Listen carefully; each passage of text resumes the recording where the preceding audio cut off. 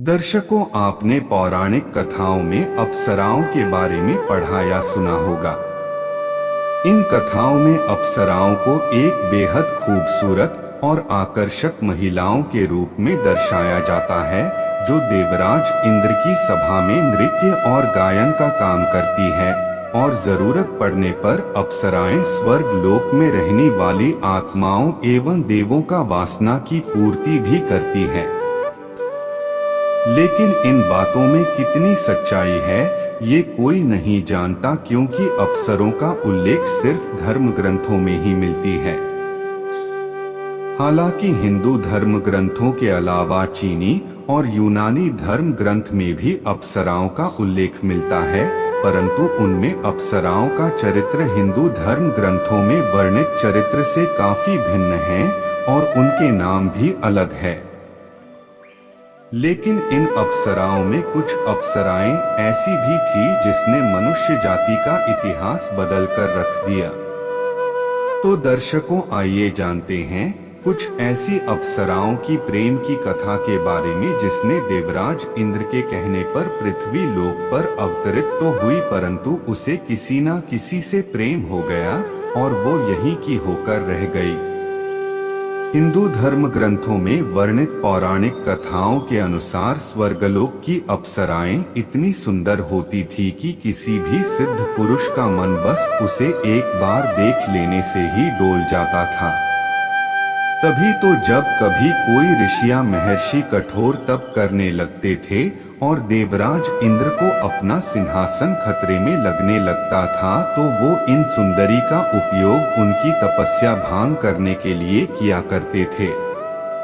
और इसी कड़ी में कई अप्सराओं को इन ऋषि महर्षियों से प्रेम हो गया और आज भी उनका वंश पृथ्वी लोक पर मौजूद है।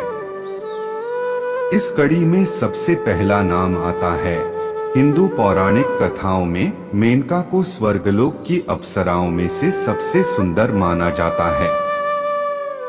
मेनका का जन्म देवों और असुरों द्वारा समुद्र मंथन के दौरान हुआ था। वह सुंदर होने के साथ साथ कुशाग्र बुद्धि और सहज प्रतिभा की धनी थी।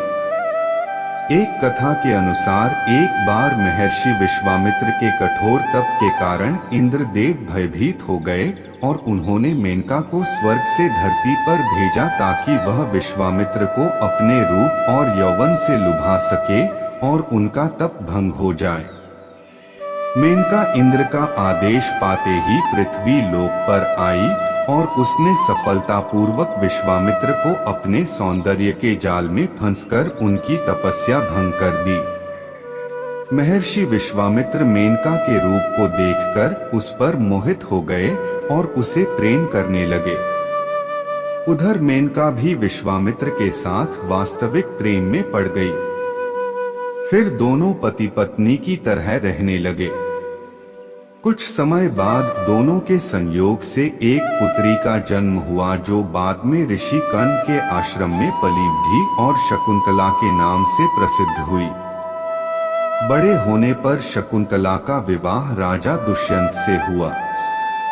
विवाह के पश्चात शकुंतला और राजा दुष्यंत के संयोग से एक पुत्र उत्पन्न हुआ जिसका नाम भरत रखा गया और उसी भरत के नाम पर आज हमारे देश का नाम भारत है। अप्सरा उर्वशी का सौंदर्य भी बड़ा ही मनमोहक था। पौराणिक कथाओं के अनुसार देवी उर्वशी एक बार इंद्र की सभा में नृत्य कर रही थी। उस समय राजा पुरुरवा भी वहां उपस्थित थे और उसके सौंदर्य को देखकर वो उसके प्रति आकृष्ट हो गए। उधर उर्वशी भी राजा पुरुरवा पर मोहित हो गई, जिसकी वजह से उर्वशी की ताल बिगड़ गई थी। इस बात का पता जब देवराज इंद्र को चला तो वो क्रोधित हो उठे और उन्होंने दोनों को मृत्युलोक में रहने का शाप दे दिया। उसके बाद राजा पुरुरवा और उर्वशी कुछ शर्तों के साथ पति पत्नी बनकर मृत्युलोक में रहने लगे। दोनों के कई पुत्र हुए, जिनमें से आयु के पुत्र नहुष हुए।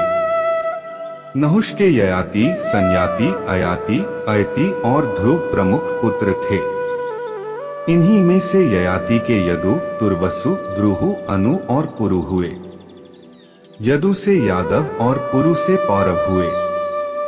पुरु के वंश में ही आगे चलकर कुरु हुए और कुरु से ही कौरव हुए। भीष्म पितामह कुरुवंशी ही थे। महाभारत के अनुसार उर्वशी एक बार इंद्र की सभा में अर्जुन को देखकर आकर्षित हो गई थी और उसने अर्जुन से निवेदन किया था कि वो उसके साथ रमन करे, परंतु अर्जुन ने यह कहते हुए मना कर दिया कि हे देवी, हमारे पूर्वज ने आपसे विवाह करके हमारे वंश का गौरव बढ़ाया था। आठ पुरु वंश की जननी होने के नाते आप हमारी माता समान हैं। और अर्जुन के मुख से ऐसी बातें सुनकर उर्वशी उसे 1 वर्ष तक नपुंसक होने का शाप दे दिया था। इसी तरह अप्सरा उर्वशी से संबंधित सैकड़ों कथाएं पुराणों में मिलती हैं।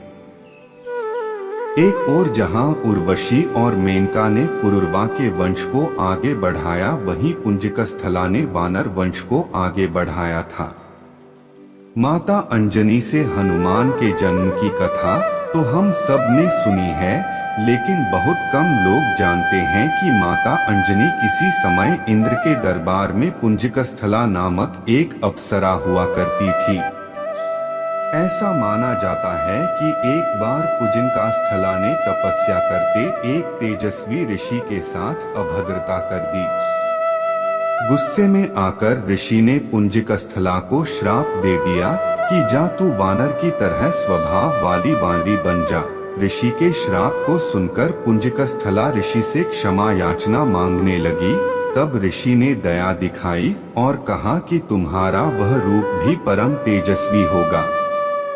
तुमसे एक ऐसे पुत्र का जन्म होगा जिसकी कीर्ति और यश से तुम्हारा नाम युगों युगों तक अमर हो जाएगा। इस तरह अंजनी को वीर पुत्र का आशीर्वाद मिला। इस शाप के बाद पुंजिकस्थला धरती पर चली गई और वहां एक शिकारन के रूप में रहने लगी। वहीं उनकी मुलाकात केसरी से हुई और दोनों में प्रेम हो गया। केसरी और अंजना ने विवाह कर लिया, पर संतान सुख से वंचित थे। तब मतंग ऋषि की आज्ञा से अंजना ने तप किया। तब वायु देवता ने अंजना की तपस्या से प्रसन्न होकर उसे वरदान दिया कि तुम्हारे यहाँ सूर्य, अग्नि एवं सुवर्ण के समान तेजस्वी वेद वेदांगों का मर्मज्ञ विश्वंध्य महाबली पुत्र होगा। पवन देव की कृपा से पुंजिकस्थला को एक पुत्र मिला जिसका नाम आंजनेय रखा गया, जो आगे चलकर बजरंग बली और हनुमान के नाम से प्रसिद्ध हुए। रंभा अपने रूप और सौंदर्य के कारण तीनों लोकों में प्रसिद्ध थी और यही कारण था कि हर कोई उसे अपना बनाना चाहता था। रामायण में कुबेर के पुत्र नलकुबेर की पत्नी के रूप में रंभा का उल्लेख मिलता है। रामायण के अनुसार रावण ने रंभा के साथ बलात्कार करने का प्रयास किया था, जिसके चलते रंभा ने उसे शाप दिया था कि आज के बाद जब भी तुम न चाहने वाली किसी स्त्री से संभोग करेगा, तब तुझे अपने प्राणों से हाथ धोना पड़ेगा। माना जाता है कि इसी शाप के भय से रावण ने सीता हरण के बाद सीता को छुआ तक नहीं था। वहीं महाभारत में इसे तुरुम्ब नाम के गंधर्व की पत्नी बताया गया है। इसके अलावा एक कथा के अनुसार एक बार विश्वामित्र की घोर तपस्या से विचलित होकर इंद्र ने रंभा को बुलवाकर विश्वामित्र का तप भंग करने के लिए भेजा, परंतु जब वो पृथ्वी लोक पर आई तो ऋषि विश्वामित्र उसे देखते ही इंद्र का षड्यंत्र समझ गए और उन्होंने रंभा को 1000 वर्षों तक शिला बनकर रहने का शाप दे डाला। सवाल यह उठता है कि अपराध तो इंद्र ने किया था, फिर सजा रंभा को क्यों मिली? हालांकि वाल्मीकि रामायण की एक कथा के अनुसार एक ब्राह्मण द्वारा यह ऋषि के शाप से मुक्त हुई थी।